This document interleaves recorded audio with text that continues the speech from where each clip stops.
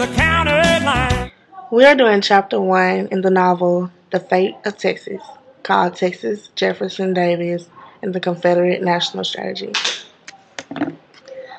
I am Lauren Madden. I'm Brandon Boyle. I'm Megan Lewis. And I'm Myron Evans. Interesting facts.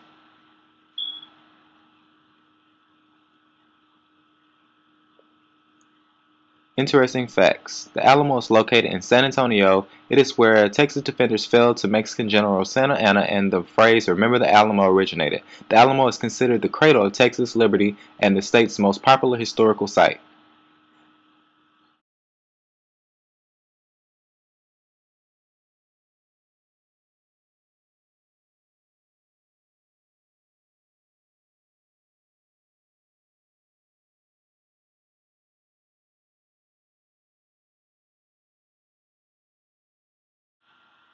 Question 1.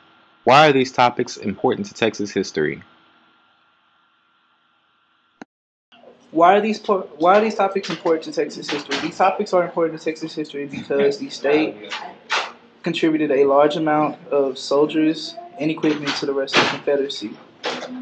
Union troops briefly occupied the state's primary port, Galveston. And let's see, because trade occurred here, the Confederate troops had to bypass the blockade. The Confederacy repulsed all Union attempts to shut down this route. But let's see. But Texas's role as a supply state was marginal in mid-1863 after the Union capture of the Mississippi River. The final battle of the Civil War was fought near Brownsville, Texas at Palmito Ranch with a Confederate victory.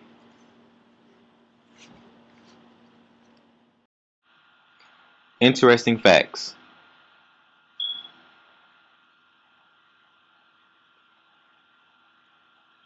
More facts. Did you know that Texas was its own independent nation from 1836 to 1845?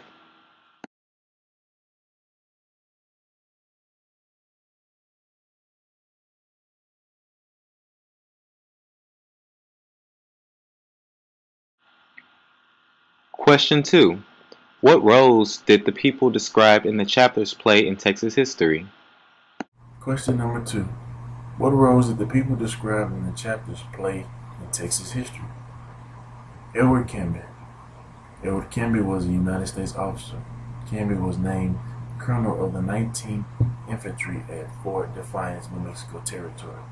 In a series of battles, Canby's troops blunted a Confederate invasion led by General Henry Sibley, who turned back into Texas. Canby's action prevented Confederate expansion from Texas into the greater Southwest. His main accomplishment in Texas was supervising the process that led to the ratification of the Constitution of 1869. New Southern states' constitutions giving blacks the rights to vote were required under the Congressional Reconstruction Act of 1867. Another name mentioned was Henry Hopkins Sibley. The Confederate Texan invasion of New Mexico Territory in 1861 to 1862 was the westernmost campaign of the Civil War.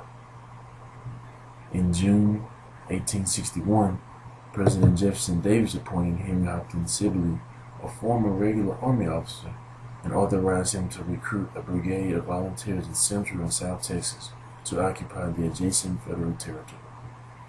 General Sibley marched the Army of New Mexico across the Texas Trans-Pecos to Fort Bliss. Driving north into the Mesilla Valley, Henry hoped to overrun the Union's Fort Craig, push up the Rio Grande, seize the supply depot at Albuquerque, raise the stars and bars over Santa Fe, and march on to Fort Union. Sibley would bring the entire Southwest under Confederate control. The ultimate objective of the campaign, allegedly, was the eventual conquest of California and take over the seaports of Los Angeles and San Diego, since a continental Confederate States of America stretching from Richmond to San Francisco might well speed diplomatic recognition by Great Britain and France, a vital necessity for the independence of the infant Southern Republic. The Civil War in West Texas and New Mexico provides new details of Sibley's lavish disastrous dreams for a Confederate empire in the Southwest. Another familiar name is Jefferson Davis. Jefferson Davis was born in Tyler County, Kentucky in 1808. He was a representative and senator from Mississippi in the United States Congress. He later became president in the Confederate of the United States of America. He advocated the annexation of Texas to the United States in 1844. Jefferson was in Texas in 1847 when he first became an officer in the United States Army. While Davis was the United States Secretary of War, he recommended in 1854 that Texas expand its railroad routes for construction to the Pacific Ocean as well. In 1856, he also introduced camels to the Camp Verde in a project to use animals, armed supplies, and overland transportation. With that being said, each person mentioned has had an important impact of the Texas westward expansion of its railroad system. Interesting facts.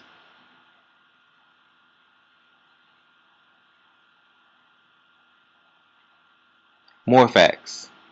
Texas is the only state to have had 6 different flags fly over it, including Spain, the United States, Mexico, Confederate States, France, and the Republic of Texas.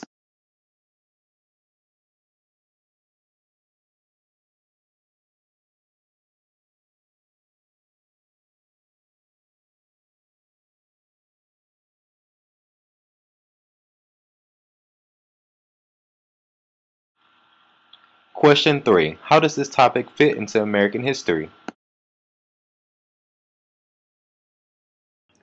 How does this topic fit into American history? Chapter 1 explores how Texas usually doesn't get much credit, but ultimately overall fits into the Confederate strategy. Within the first year of the Civil War, Texas served as a firing table for Confederate invasions of federal territory in the Southwest. While elsewhere in the Confederacy, Jefferson Davis and his army pursued a defense policy. The thought of Confederacy stretching towards California appealed to Davis. He saw territorial growth for promoting nationalism for the Confederacy. Texas' geographic location was essential to any Southern strategy related to the West. Davis' expansionist policies in the Southwest failed, mostly due to planning difficulties connected with staging military operations over a large and sparsely settled territory. Jefferson history.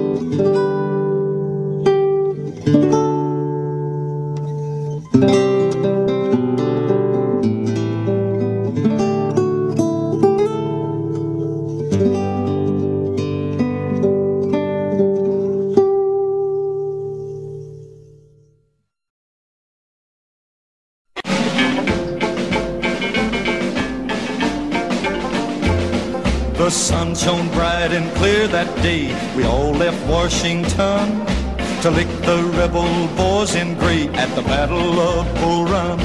They came from Pennsylvania and some from Maryland to see the rebel boys get spanked by Honest Abe's broad hand. We said we'll run 'em to Atlanta and to Galveston Bay, but they ran us back to Washington, Philadelphia.